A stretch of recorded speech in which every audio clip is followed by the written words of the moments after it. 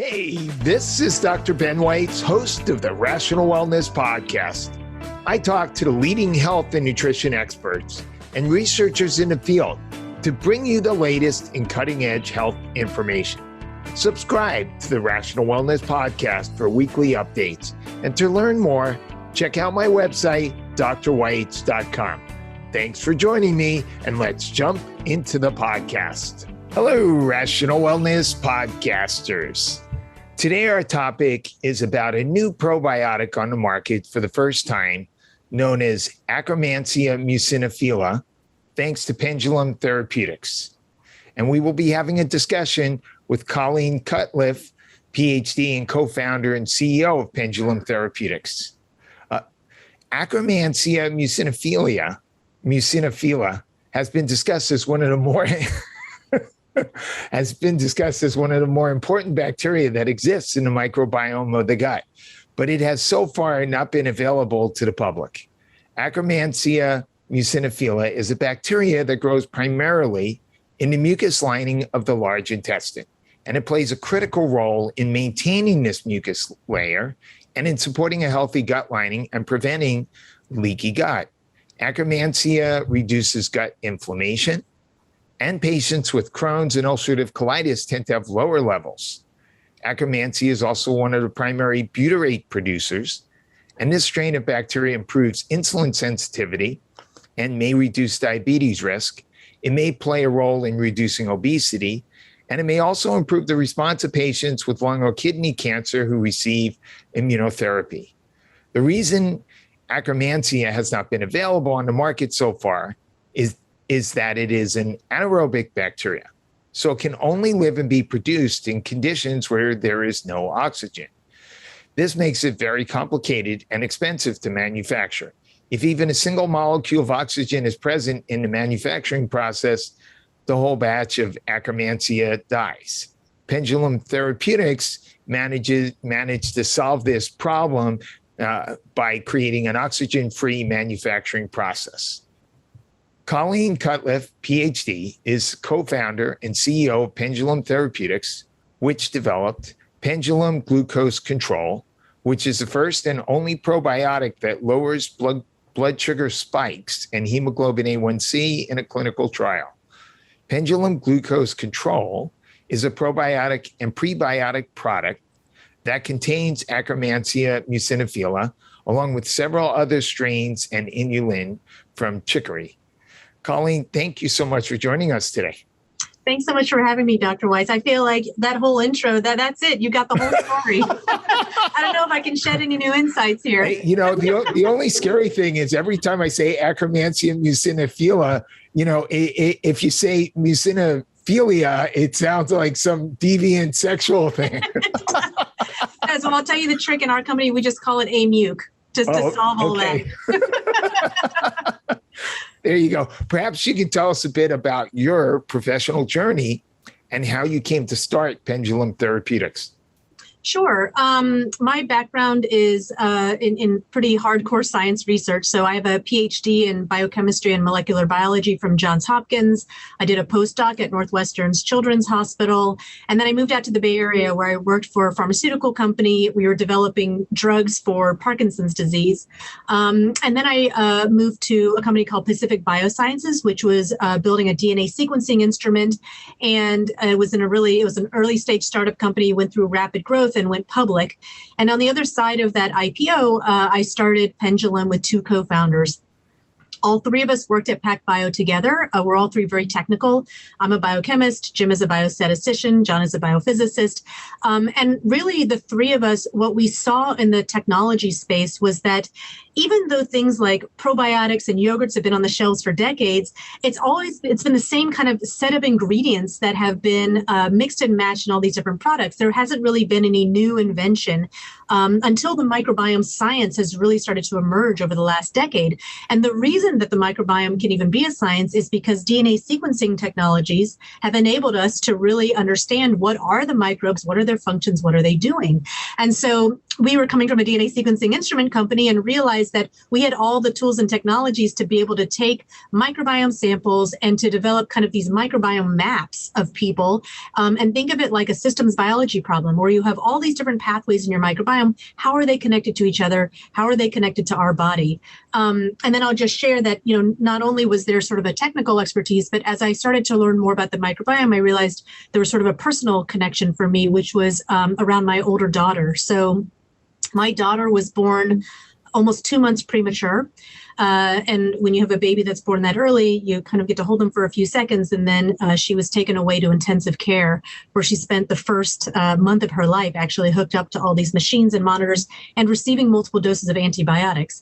And there happened to be a study that came out right when we were thinking about this company, where they looked at 12,000 children and found that babies under 6 months of age who were systematically on antibiotics were also systematically more prone to obesity and type 2 diabetes as they grew older and became teenagers. And so I realized, oh my gosh, we could create novel products that could help millions of people, including my own daughter, and that the microbiome is this really unique opportunity where if you develop products with a scientific and clinical method, you can create products that have the efficacy of a drug, but the safety of a probiotic. And that was sort of the origin story and mission of the company.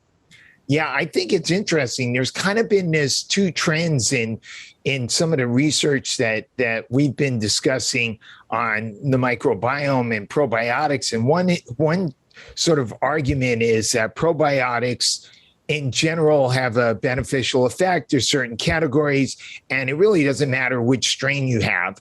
And the other way of looking at things is that each strain is very different, can have specific properties, and it's very important that we stop just looking at research on probiotics. In fact, I recall talking to Dr. Pimentel when we were talking about research on SIBO, and he kept saying, look, you can't tell me that this is a valid scientific argument to say that probiotics are beneficial. You've got these studies, they're all using different probiotics, different strains, and you're blending it all together. Imagine if we took a bunch of different drugs and said, drugs are beneficial. It doesn't work that way. You've got to get more specific about this. And so I think that some of the research that you're doing and that's being done on some of these species like Akkermansia are super important, because I think we are starting to see that particular strains have particular properties, and these are not just captured by taking broad spectrum probiotics. You're absolutely right. And I think we're just starting to get a more sophisticated understanding of these different strains and their functions and what impact they have. So I'm sure you get asked a lot from patients, what vitamins should I take and what's going to be helpful for me? And you don't say, just take vitamins. Right. Specific vitamins for specific issues. And I think we're just starting to get there with probiotics. Right. Now, you mentioned the fact that we're having stool tests that use DNA. And one of the important things is that a bacteria like Akkermansia would not be picked up by stool tests that culture bacteria. Absolutely right, because if your stool test is culturing based, then it requires you to be able to grow these strains. And that's been a fundamental problem in why the field hasn't been able to make as much progress as we would like. It turns out that where all the business is happening in the large intestines there, it's anaerobic. There's no oxygen there. So they don't grow in the presence of oxygen. So if you kind of try to culture them in a non-anaerobic environment, you're going to lose kind of all the meaty guys. They're not going to be able to grow there. So it's got to be a sequencing-based approach or a metabolics-based approach in order to be able to capture these key strains. So let's talk a little bit about Akkermansia and exactly what it takes to manufacture it. Oh man, it's a diva. So Akkermansia has been, quite well studied internationally and has emerged as important for, many of the things that you mentioned: inflammation, immune response, obesity, metabolic syndrome, all the way through type 2 diabetes, and this leaky gut concept where it's just really important that you have the right gut lining. It's even been implicated in gut-brain issues.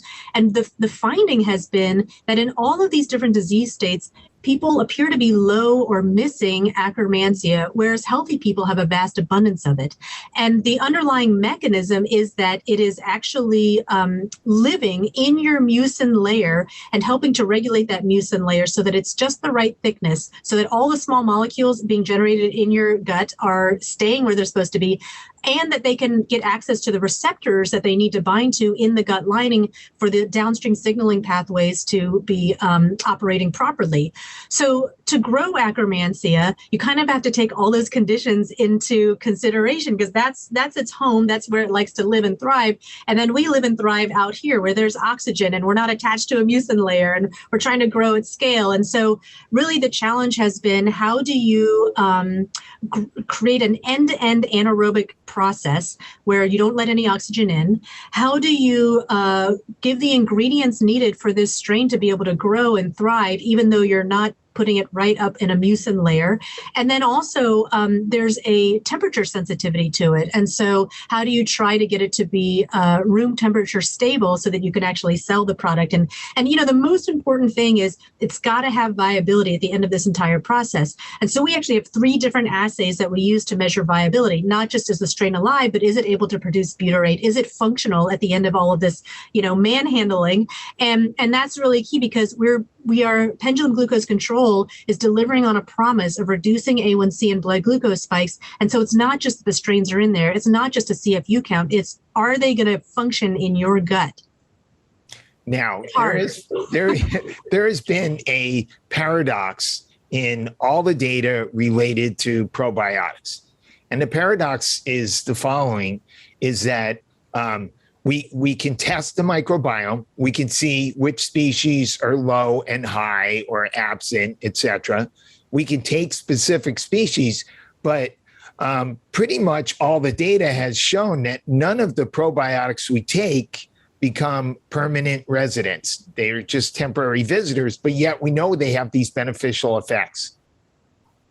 Yes, absolutely. Actually, it's sort of interesting because in our study that was published in BMJ, we did a washout period where people didn't take the formulation, and then we looked at, you know, whether the strains were still there. And this has been reported for other probiotics. For the vast majority of people, they were gone.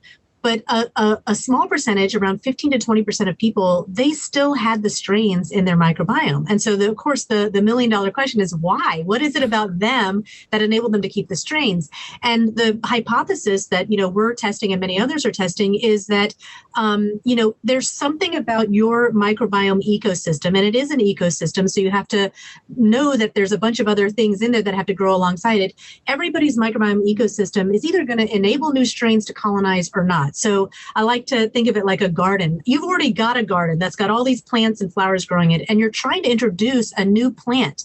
Some gardens are not going to allow that plant to flourish, and some gardens are. So what are the kind of things that you can do to your garden to help these new strains flourish? You can change your diet, you know, and provide the prebiotics that are really going to help these strains grow. So higher fiber diets, you know, tend to really enable Akkermansia to grow, high polyphenols and things like that.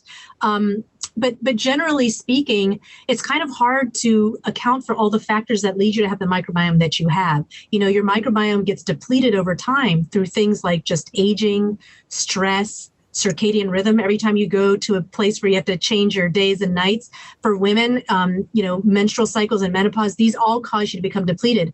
Well, you can't really do anything about those things. So it's very not hard to mention all the antibiotics and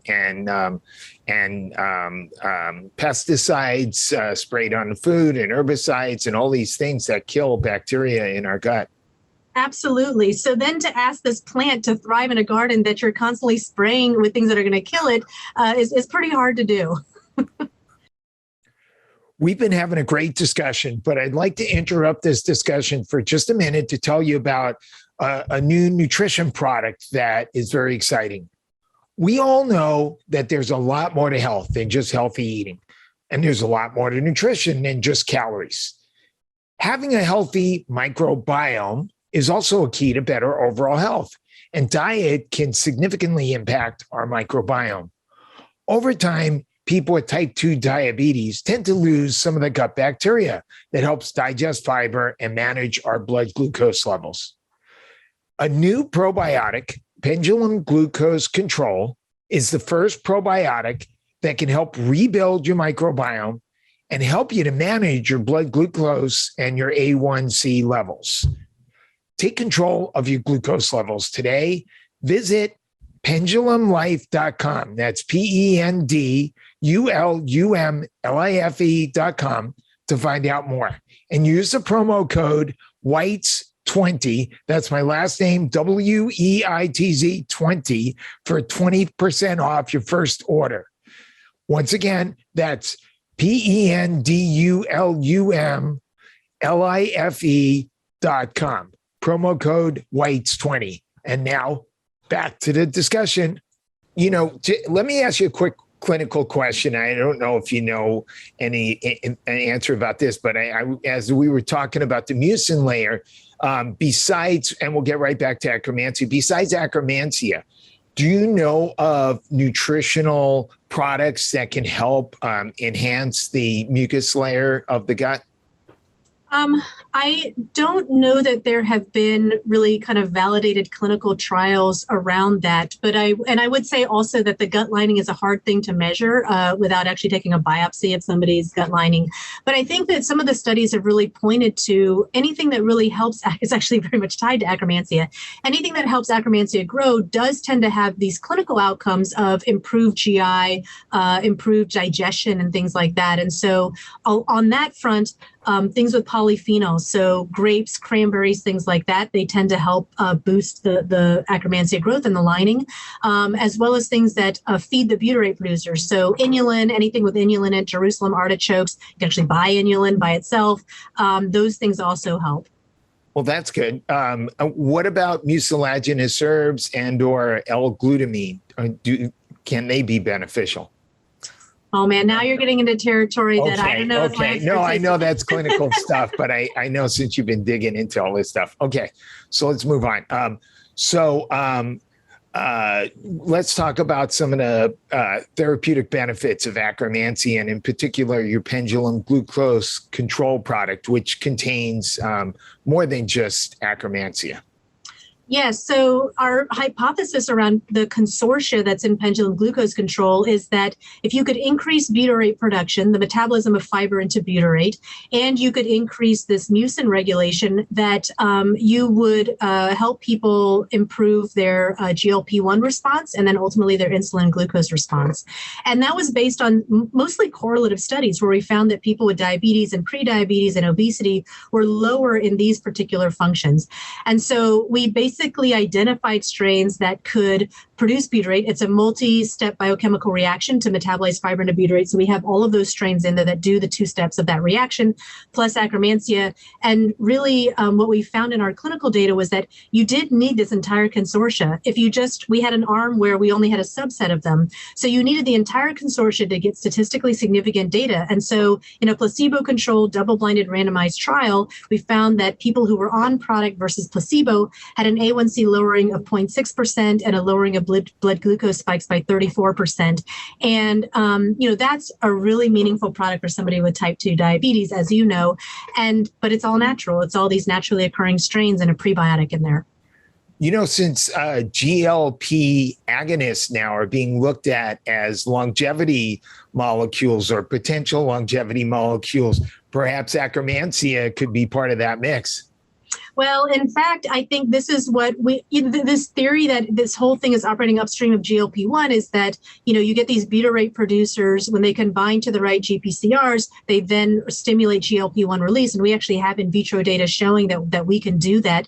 But our chief medical officer, once we had this theory about how the product worked, we went and we grabbed Dr. Orville Coulterman, who was previously the CMO at Amylin Pharmaceuticals, that put out, multiple GLP-1 agonists. That company got acquired for something like $7 billion from BMS. He was retired, actually. And I met with him and I said, if you want to really get in on the next frontier of diabetes therapeutics, it's the microbiome. And he went off and did his own research and came back and said, all right, I'm in. And he's really guided all of our preclinical and clinical development. And you're right, these GLP-1 agonists are really showing up. I think at the core of it is that your ability to manage your blood glucose and to metabolize glucose properly is actually at the core of a lot of health issues that we previously didn't know were related to each other. I don't know if you have theories about how these systems are related to glucose control. You mean how the gut is related to glucose control? Well, how if you have mismanaged glucose control, it can show up in a variety of ways beyond just type 2 diabetes. I don't know if you have people talking about fatigue or. Sure.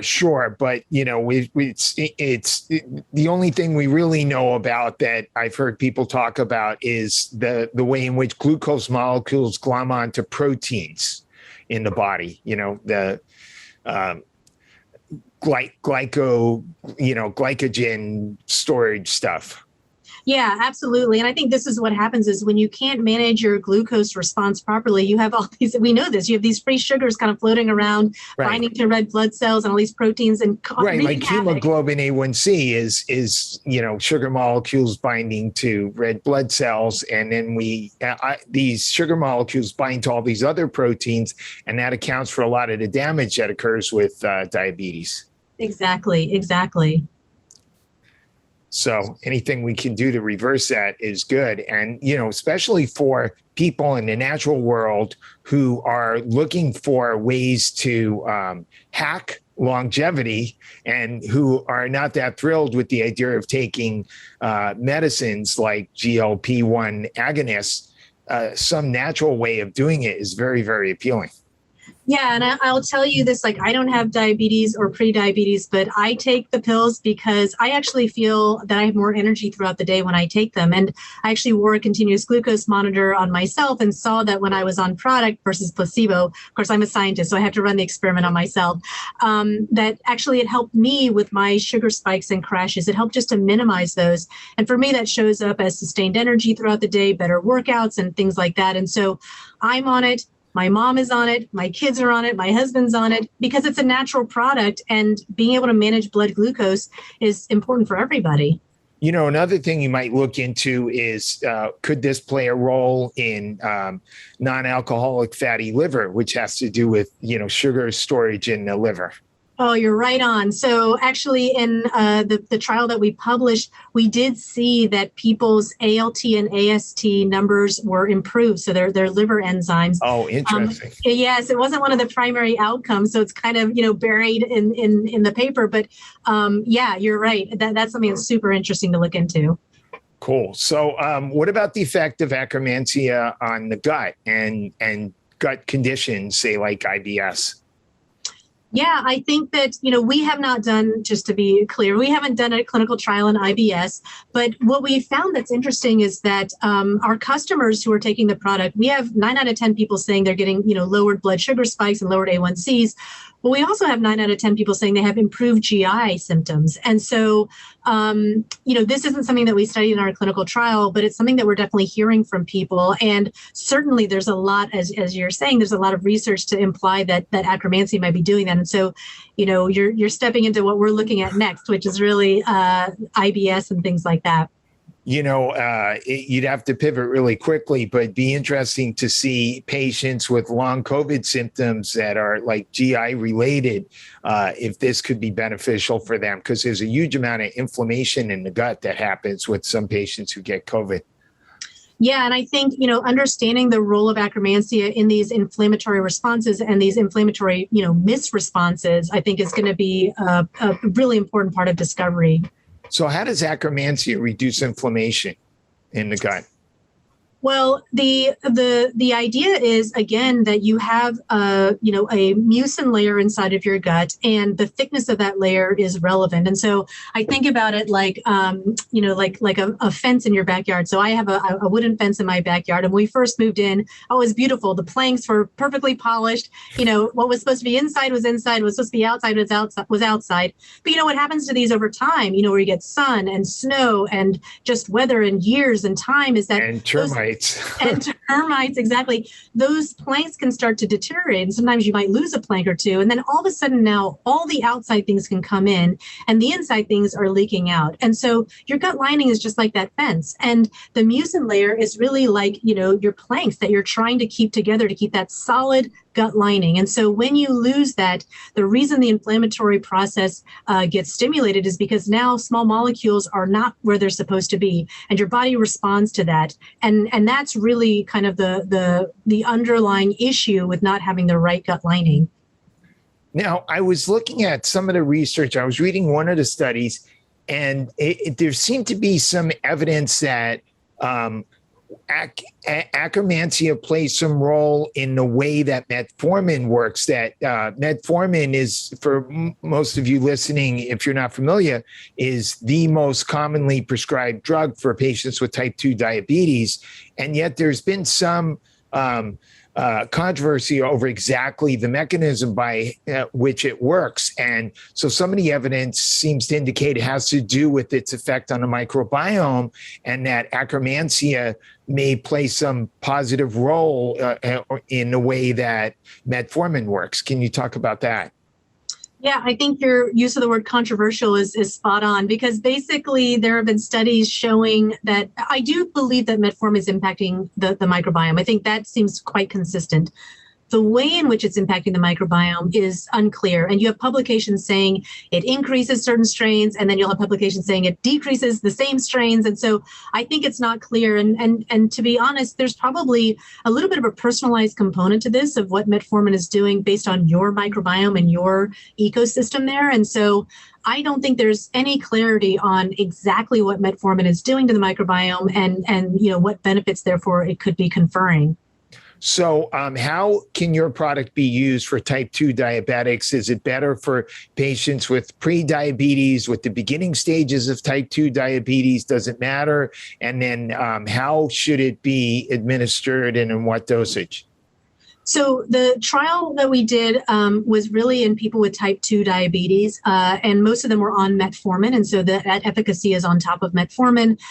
It's a bottle of pills that you store in your refrigerator, and you take, 2 pills a day, and that really gets you your microbes. And to your point earlier, it's sort of an ongoing thing, unless you're one of those very special people that's able to colonize it. You really do keep taking it. And people can take microbiome tests to know whether things are colonizing or not. And we really encourage people to do that.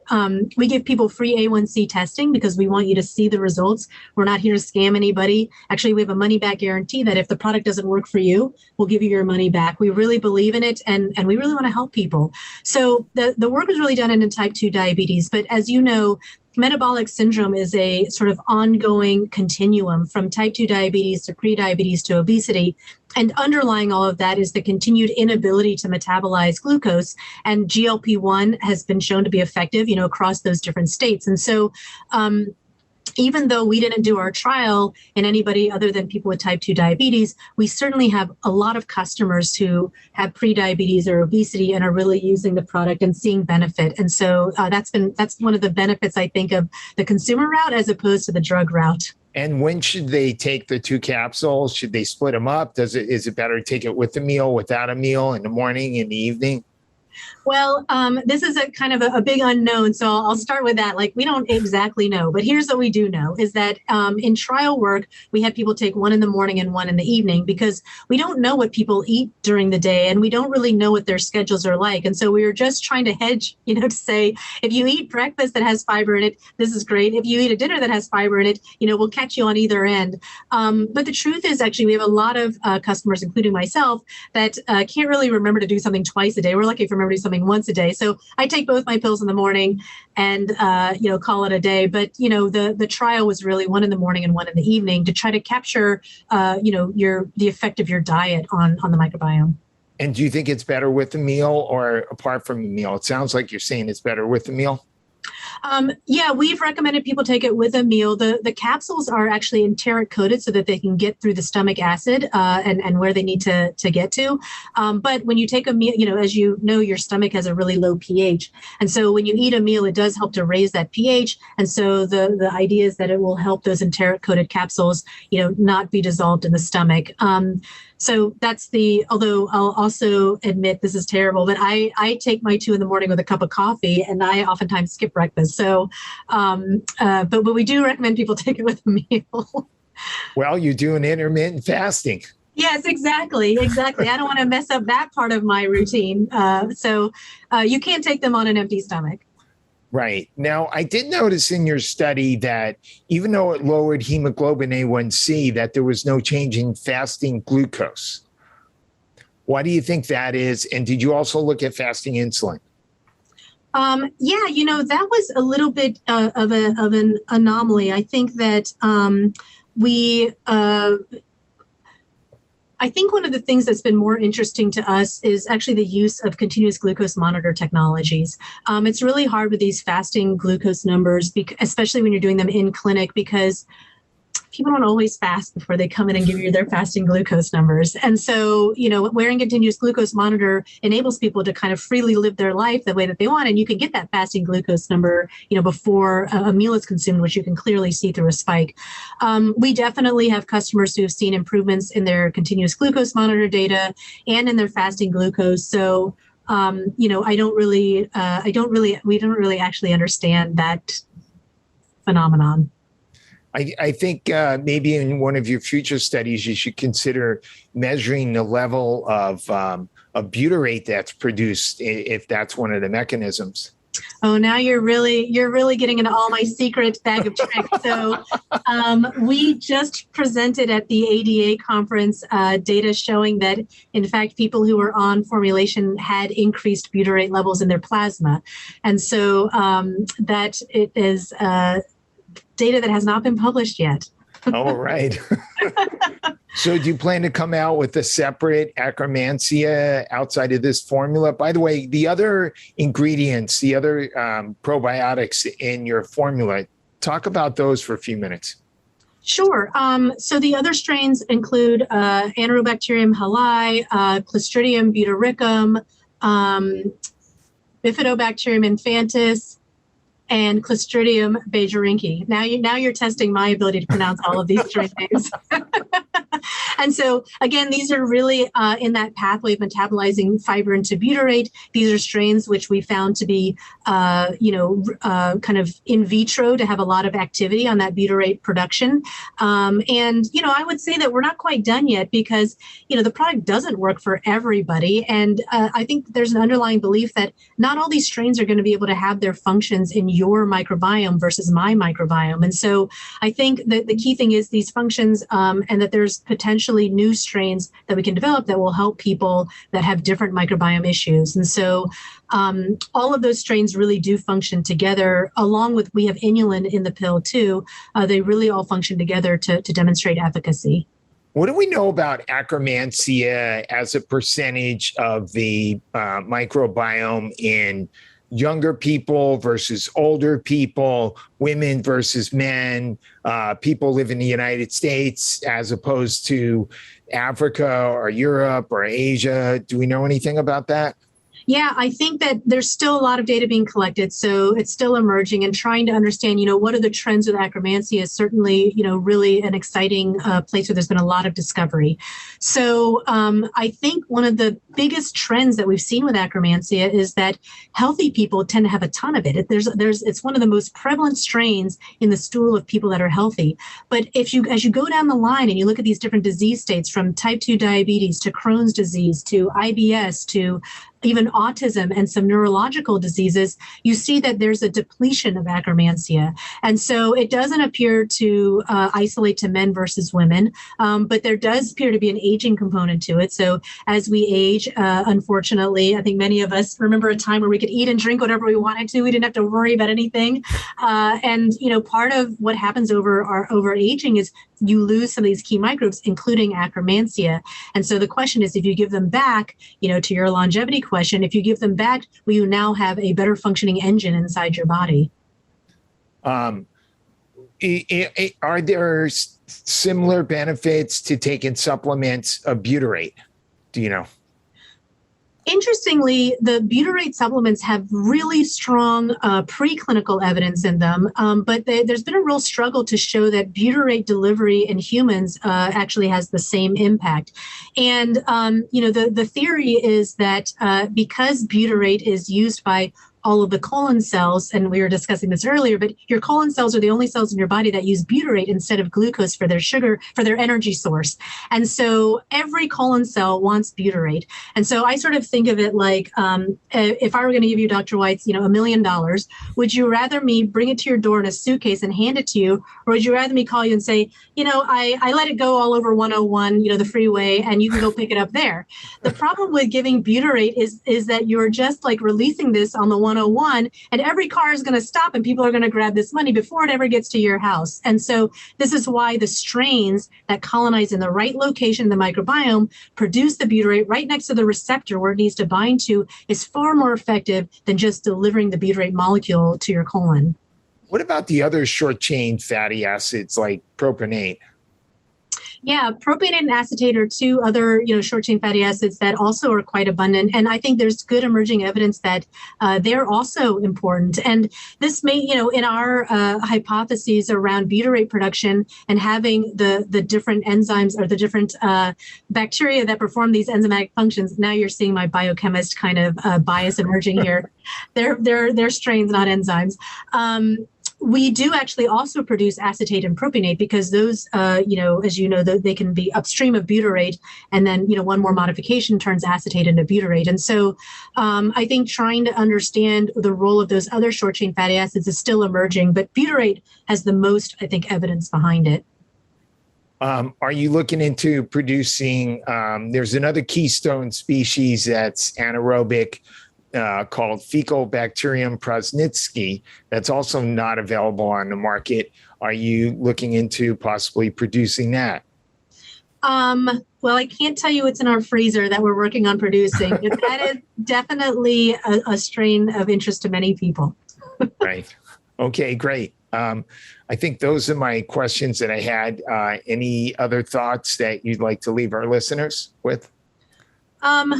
I think I would just say that, as people are out there trying to do the right thing for their bodies and trying to be more healthy and standing in front of these shelves filled with probiotics and prebiotics and whatever other marketing gimmicks are being thrown our way and trying to figure out, what works or doesn't work, that it's really important that they talk to their healthcare professionals. So people like you, anybody that they're seeking advice from, to sort of really approach the microbiome more as a science about what are the functions and what are the strains that make sense for me to get, what is the problem I'm trying to solve. And I think it's really important that, you and the rest of the healthcare professional community starts to become, at the leading edge of being educated and being able to guide people on not just probiotics, but what probiotics and what functions are their patients really trying to solve for, and being that guiding light, because you're the only ones who can understand the clinical trial data. You're the only ones who kind of know the problems people are coming at you with, and being able to connect those is really, in your arena. So I encourage people to really go talk to their HCPs.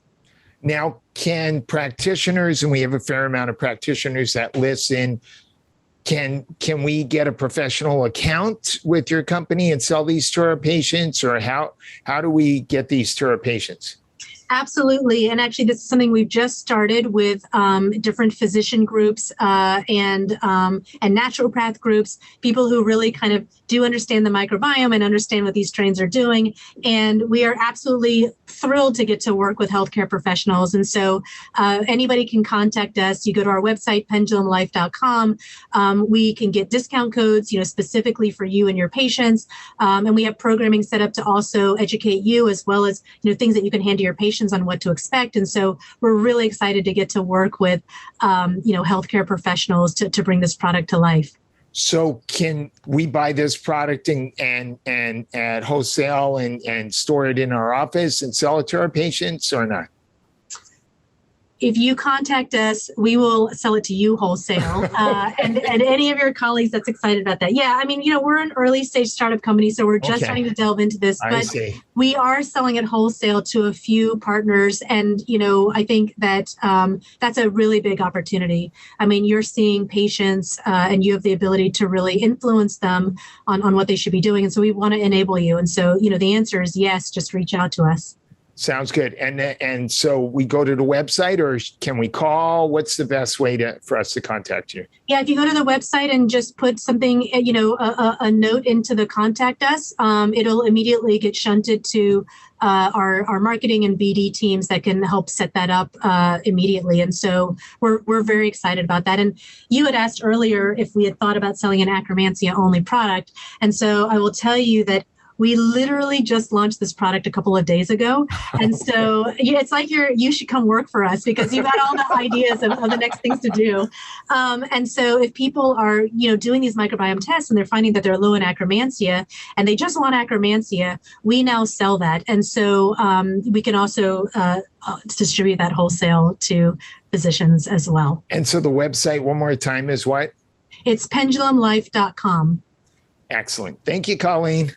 Yep. Thank you so much. And one more thing is that all your listeners get a discount code Weitz20 for them to try product. And that'll apply to also the Akkermansia only product. Oh, that's great. Thank you. Thank you. Thank you for making it all the way through this episode of the Rational Wellness Podcast. And if you enjoyed this podcast, please go to Apple Podcasts and give us a 5-star ratings and review. That way, more people will be able to find this Rational Wellness Podcast when they're searching for health podcasts. And I wanted to let everybody know that I do now have a few openings for new nutritional consultations for patients at my Santa Monica White Sports Chiropractic and Nutrition Clinic. So if you're interested, please call my office, 310-395-3111, and sign up for one of the few remaining slots for a comprehensive nutritional consultation with Dr. Ben Weitz. Thank you, and see you next week.